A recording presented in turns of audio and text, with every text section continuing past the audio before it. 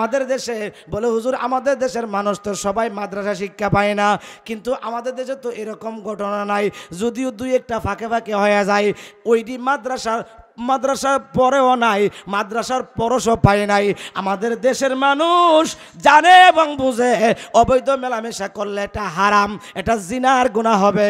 যদিও মাদ্রাসায় না পড়ে মাদ্রাসার লোকের পরশ পাওয়ার কারণে জানে। জোরে কন্না আল্লাহু আকবার।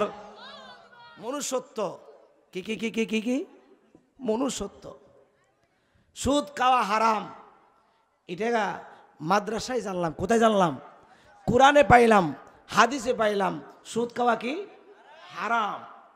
এখন যারা সুদ খায় এরা আপনার মাদ্রাসা পড়েও না, মাদ্রাসার ফরজও না, ঠিক কিনা বলেন? অর্থাৎ আলেম ওলামার সাথে চলে না, কারণ আলেম ওলামার সাথে চললে সে সুদ খাইতে পারবে না। কারণ আল্লাহ বলছেন আহাল্লাহুল বাইয়া ও হাররামার রিবা, সুদ হইল হারাম, ব্যবসা হইল হালাল। ব্যবসা কি? বন্ধুরা আমার গভীর মনোযোগ। মিথ্যা কথা বলা আমল ইবাদত বন্দেগী খেয়ে ফেলে, এটা জানলাম আপনার মাদ্রাসার মাধ্যমে। কিসের মাধ্যমে? কিসের মাধ্যমে? কোরআনের মাধ্যমে, হাদিসের মাধ্যমে। আজকে যারা মিথ্যা কথা বলে এরা আপনার মাদ্রাসার শিক্ষাও পায় না, মাদ্রাসা শিক্ষার পরশও পায় না। যদি মাদ্রাসা শিক্ষার পরশ পাইতো তাহলে সে কোনোদিন মিথ্যা কথা বলতে পারতো না। কারণ মিথ্যা কথা বললে ইবাদত বন্দেগী সব ভক্ষণ করে ফেলে। সারাদিন ইবাদত বন্দেগী কইরা সন্ধ্যাবেলা যদি একটা মিথ্যা কথা বলেন আপনার ইবাদত বন্দেগী সব বরবাদ ওই মিথ্যা কথা বলার কারণে। মিথ্যা কথা আমরা বলিনি, মাজুরে কোনো আসেনি।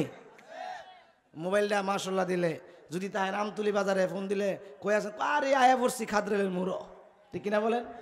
হ্যাঁ ঠিক কিনা বলেন? বাজান মিথ্যা কথা ছেড়ে দিবেন। আমার নূরের নবী জীবনে কোনোদিন মিথ্যা কথা বলে নাই।